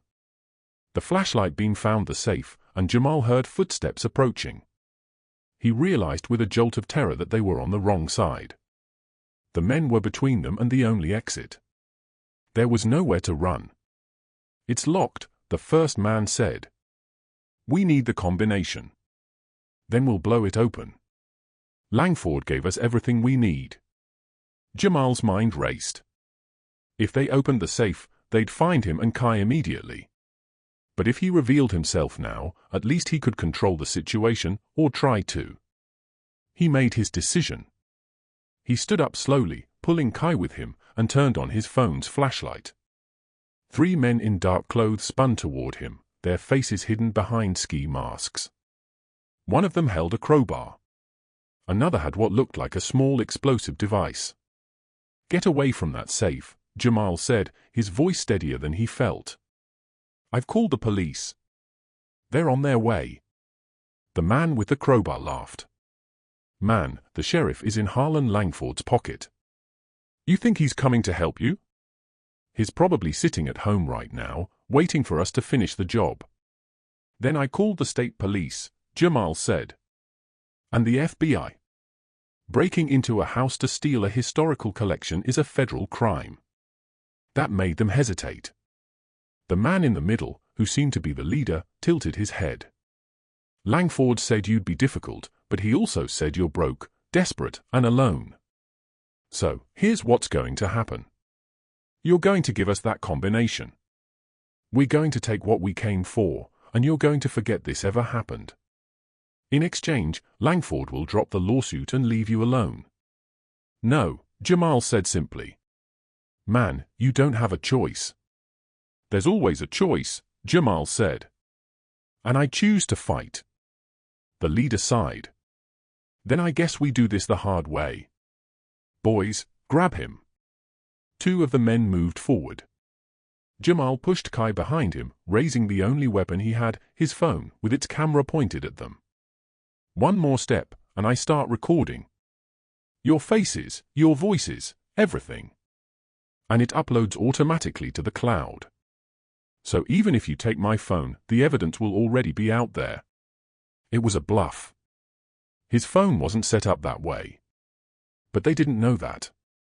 The men stopped, looking at each other uncertainly. You're going to prison for this, Jamal continued, his voice gaining strength. All three of you are breaking and entering, attempted theft, assault. Is Harlan Langford paying you enough to spend 10 years in federal prison? Before any of them could answer, new sounds echoed through the house. Sirens, multiple vehicles screeching to a halt outside. Doors slamming, voices shouting, police. Search warrant. Anyone in the house, make yourself known. The three men's heads snapped toward the stairs. The leader cursed. He said the sheriff would handle it. He said we'd have time. Apparently, Harlan Langford lied to you, Jamal said, just like he's been lying to everyone for 97 years. The police had arrived, but they were still on the first floor.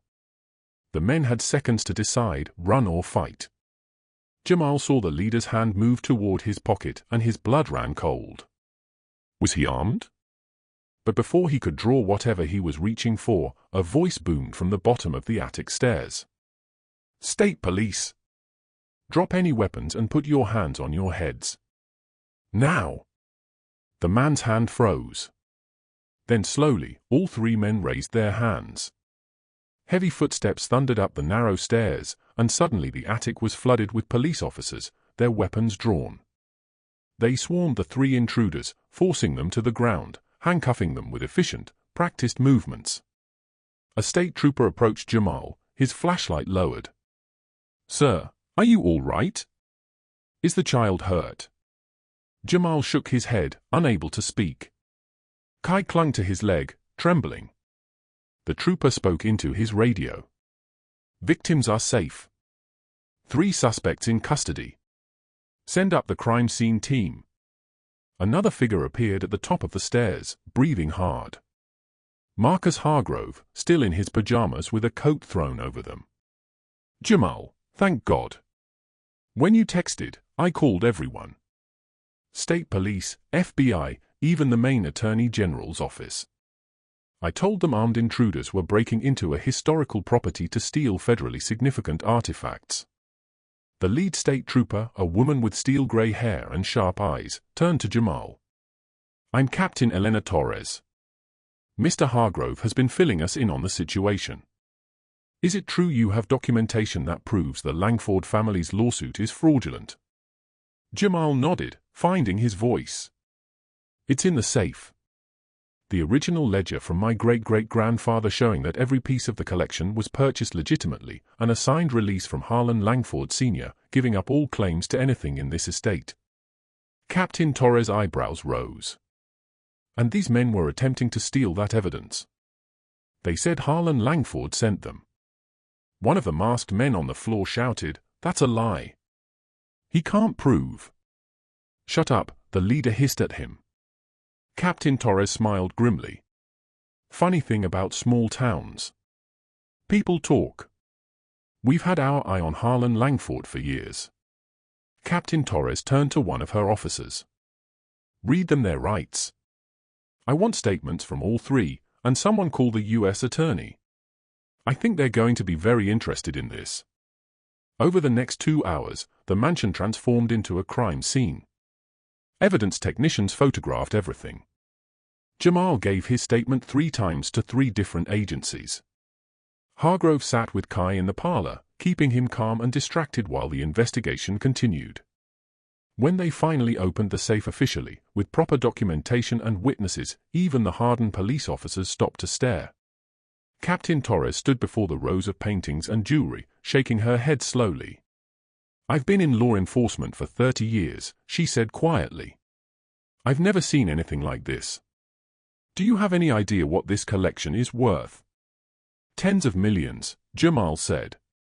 Maybe $109 million, all told. And the Langford family knew it was here all along. They've been circling this house like vultures for decades, waiting for a chance to claim it. Torres turned to Jamal. "You're very brave, Mr. Reed. Most people would have taken Langford's money and run." "I considered it," Jamal admitted. "But this isn't just about money. It's about the truth. About standing up to people who think power gives them the right to take whatever they want." "Well, you've done more than stand up to them," Torres said. "You've ended them. With what we have now, Harlan Langford is looking at criminal charges for conspiracy, attempted theft, fraud on the court, and about a dozen other offenses. His lawyers are probably already trying to work out a plea deal." The next morning, Jamal sat in Hargrove's office with Kai sleeping in a chair beside him, exhausted from the ordeal. Hargrove had been on the phone for hours, talking to prosecutors, FBI agents, art historians, and media outlets that had somehow gotten wind of the story. "It's bigger than we thought," Hargrove said, hanging up his phone for the dozenth time. "The FBI is opening a full investigation into the Langford family's business practices. Apparently, you're not the first person they've tried to intimidate into selling property. They've been doing it for decades, targeting vulnerable people, forcing them out, buying properties for pennies on the dollar." "So, what happens now?" Jamal asked. "Now, we go to court. But this time, we're not defending, we're attacking. I'm filing a countersuit against Harlan Langford personally, seeking damages for harassment, emotional distress, and attempted theft. And based on what the police found last night, the 3 men he hired are already talking. They've given statements implicating him directly. Will I get to keep the collection?"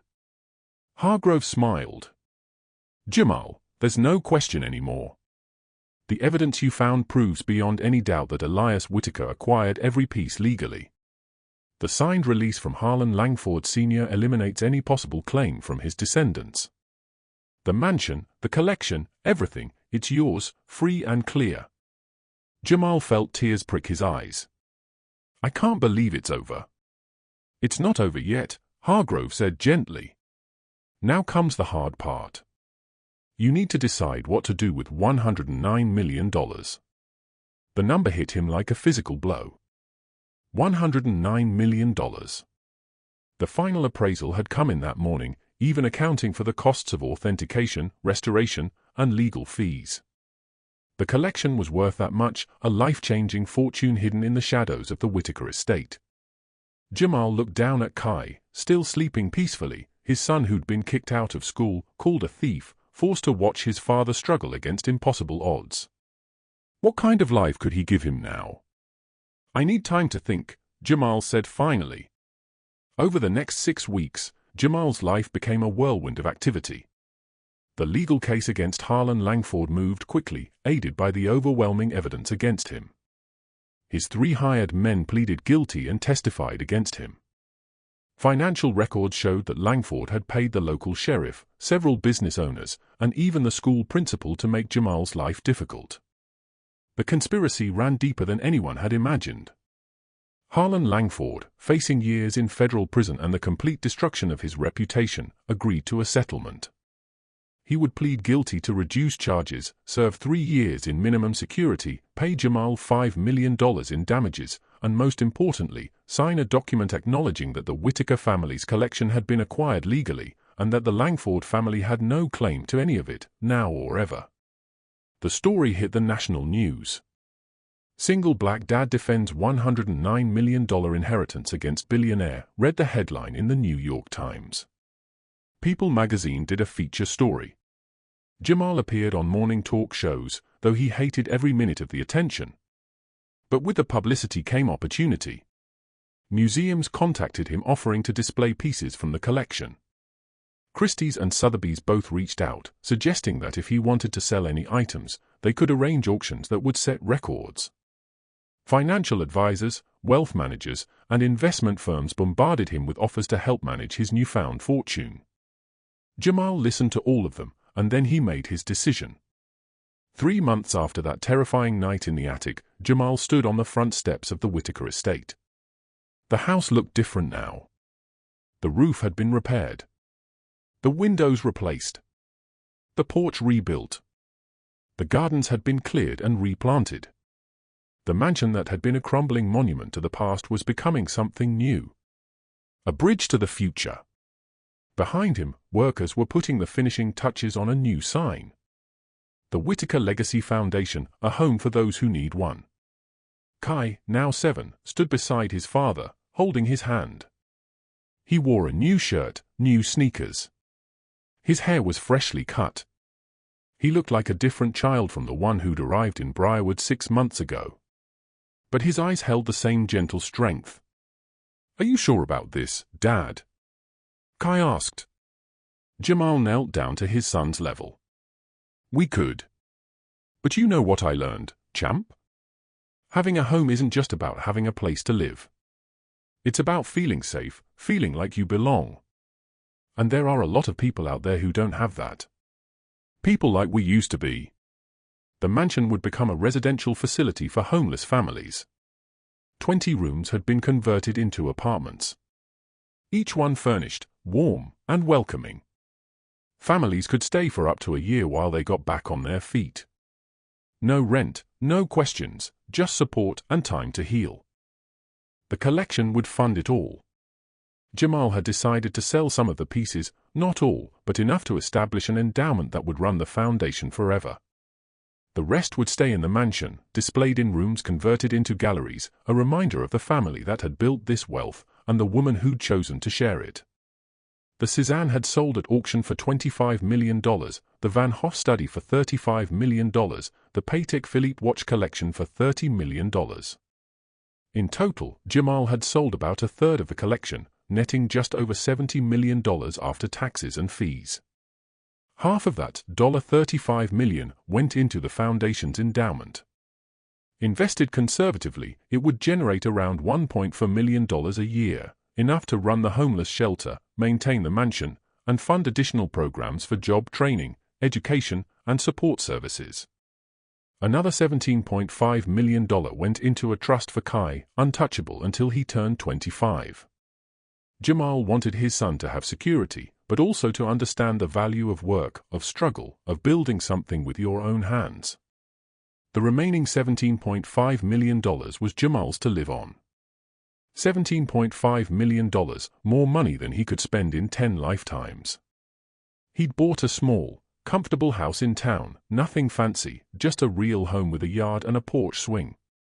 He'd set up college funds for 10 kids from Briarwood whose families couldn't afford it. He'd donated to the local library, the fire department, the food bank, and he'd bought every business in town that Harlan Langford had owned, then sold them back to the original owners for exactly $1 each. The look on the general store owner's face when Jamal handed him the deed had made every moment of struggle worth it. The town's attitude had changed dramatically. The people who'd shunned him now apologized, ashamed of how easily they'd been manipulated. Some Jamal forgave. Others he kept at a distance. He'd learned that not everyone deserved his trust, but everyone deserved a chance to prove themselves. Marcus Hargrove had become not just his lawyer, but his friend and advisor. He'd helped him set up the foundation, navigate the complex legal requirements, and shield him from the worst of the media attention. When he'd tried to pay him, Hargrove had refused anything beyond his normal hourly rate. "You've given this town something it needed," he said. "Purpose, hope, a reminder that good people still exist. That's payment enough." Now, 6 months after arriving in Briarwood with nothing but a car full of garbage bags and a son who deserved better, Jamal stood in front of a mansion that represented everything he'd never thought possible. Not just wealth, but legacy. Not just survival, but purpose. The first family moved into the Whitaker Legacy Foundation that afternoon. A woman named Lena, 34, with 2 kids and a story that could have been Jamal's own. Job loss, eviction, living in her car for 5 months.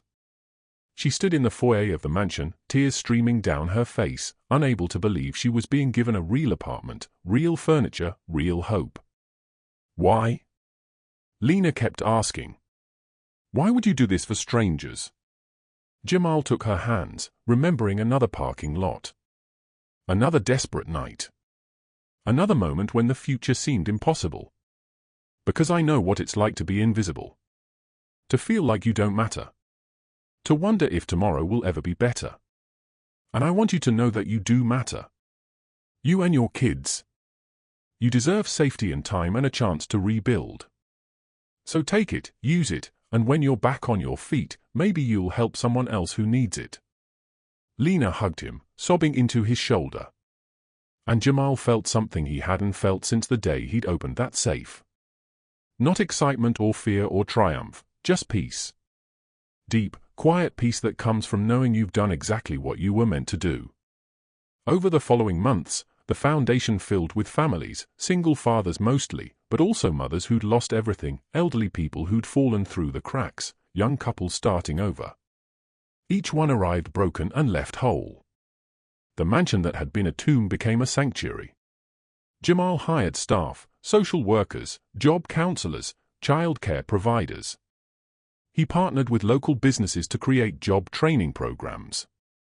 He set up a computer lab where residents could search for jobs, take online classes, rebuild their lives one click at a time. The art that remained in the mansion, about 60 pieces worth roughly $20 million, was displayed throughout the building. Residents ate breakfast beneath a dais. Children did homework in front of a Monet. The beauty that had been hidden for decades was now shared with people who needed beauty most. And slowly Jamal began to understand what Beatrice had been protecting all those years. It wasn't just money or art or family legacy. It was potential. The potential for wealth to do good instead of harm. For power to uplift instead of crush. For one person's struggle to become another person's salvation. A year after arriving in Briarwood, Jamal sat in the mansion's library, now the foundation's administrative office, working through applications for the next round of residents. Kai was at school, the real school that had apologized and welcomed him back with open arms. The house was quiet except for the soft sound of children playing in the garden outside. The laughter of people who were learning to hope again. Marcus Hargrove knocked on the open door. "Got a minute?" Jamal looked up, smiling. "Always." He sat down across from him, looking older but happier than when they'd first met. "I wanted to tell you something. Before you came to town, I was planning to retire, shut down the practice, move to Florida, spend my days fishing and forgetting about the law. I was tired, Jamal, tired of watching people like Harlan Langford win just because they had money and power." "And now?" Jamal asked. "Now I remember why I became a lawyer in the first place. To help people, to fight for what's right. You gave me that back." He pulled out a folder. "Which is why I want to show you something. 5 other cases all across New England. People who've been pressured, intimidated, or defrauded by powerful families trying to steal their property or inheritance. Cases like yours." Jamal looked through the files. A widower fighting to keep his family's farm. A veteran whose Medal of Honor had been stolen and sold by a corrupt executive. A young man whose grandfather's antique car collection was being claimed by distant relatives who'd never met him.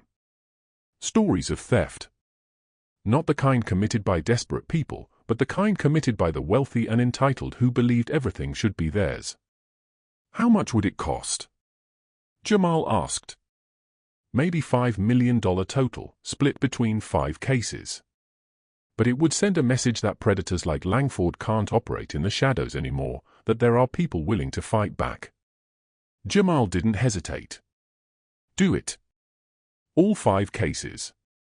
And if there are more after that, we'll fund those, too." Hargrove smiled. "I was hoping you'd say that." That evening, Jamal walked through the mansion, checking on the families, making sure everyone had what they needed.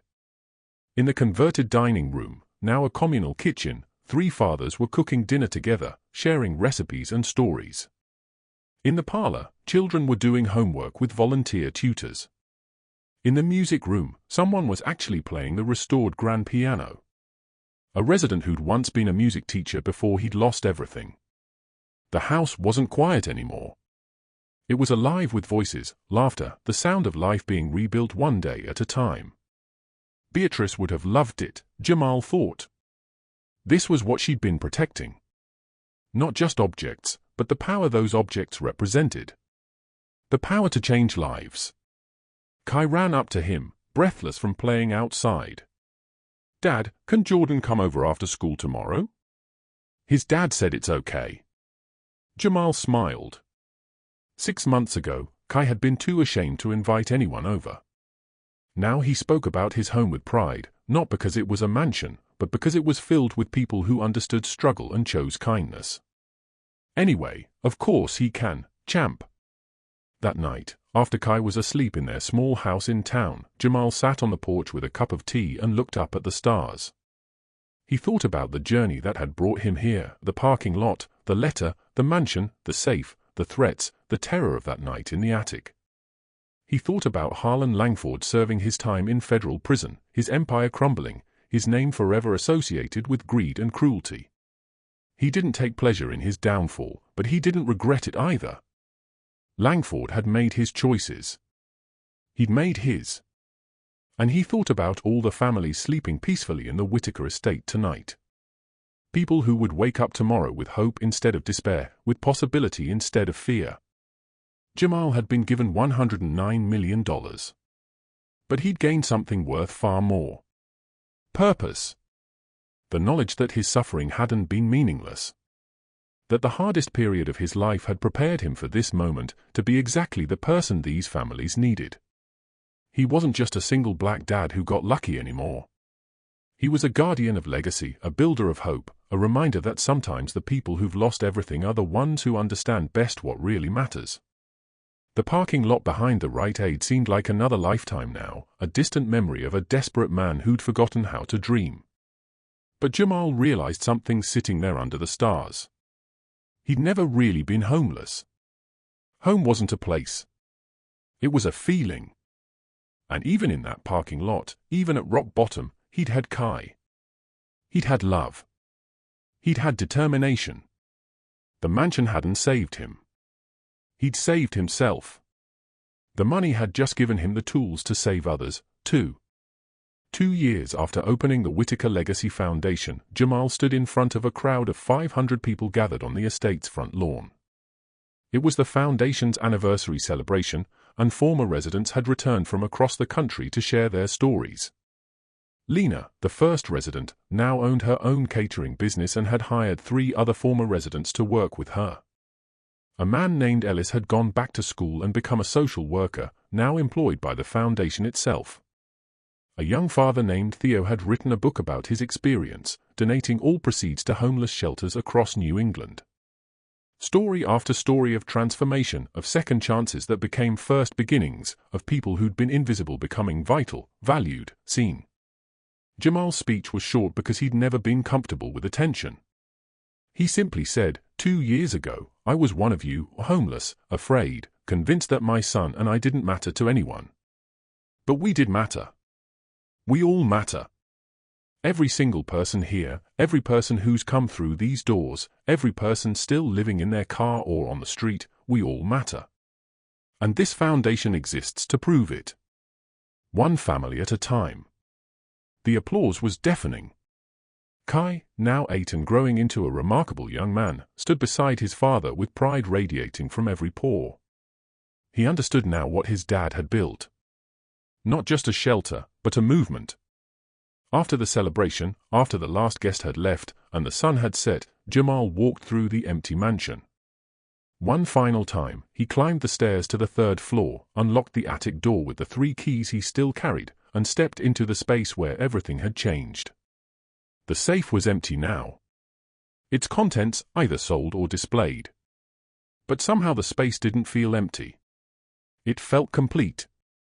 The fortune that had been hidden for 90 years had finally fulfilled its purpose. Not as a trophy or a prize, but as a tool for transformation. Jamal touched the cold metal of the safe and whispered, "Thank you, Beatrice, for protecting this, for believing that someday someone would understand what to do with it. I hope I've made you proud." In the silence of the attic, with moonlight streaming through the small windows, Jamal could almost hear a response. A whisper of approval from a woman who'd spent her life guarding a secret, hoping that someday it would set people free. Anyone can rebuild their life if they're brave enough to fight for it and generous enough to lift others while they climb. Because at the end of the day, wealth isn't measured in dollars or paintings or mansions. It's measured in the lives we touch, the hope we inspire, and the legacy we leave behind. As Jamal descended the attic stairs for the last time that night, locking the door behind him, he realized that he'd inherited more than a house or a fortune. He'd inherited a responsibility to prove that the system could work differently. That people with power could choose compassion over greed. That the luckiest among us could remember what it felt like to have nothing and use that memory to ensure others didn't have to stay there. The man who'd once slept in his car had become a father who helped hundreds of others find shelter. The dad who'd worried about feeding his son had created a place where no child would go hungry. The person the world had overlooked had become impossible to ignore. But Jamal's favorite moments were still the quiet ones. Kai's laughter at breakfast. The first nervous smile of a new resident walking through the mansion doors. The tears of a father who'd been given time to heal. These moments didn't make headlines, but they made everything worthwhile. The journey from homeless to legacy builder hadn't been easy. There had been moments of terror, of doubt, of wanting to give up and take the easy way out. But Jamal had learned something essential. The hard way and the right way are often the same path. And sometimes the greatest fortunes aren't found in attic safes, but in the courage to stand up, speak out, and refuse to let powerful people decide your worth. The Whitaker estate stood against the main sky, lights glowing in every window, a beacon of hope in a world that too often forgot the forgotten. And somewhere in that grand old house, someone who'd lost everything was learning to believe again that tomorrow could be better. Because Jamal had proven it could be, not just for himself, but for everyone who came after him. The homeless father, who inherited an Edwardian mansion worth millions, didn't just claim a fortune. He transformed it into something far more valuable. A second chance for anyone brave enough to accept it. The end. Up next, 2 more powerful stories that will inspire you. Click to keep discovering these incredible journeys. And don't forget to hit subscribe if you believe that compassion and courage can change the world one life at a time.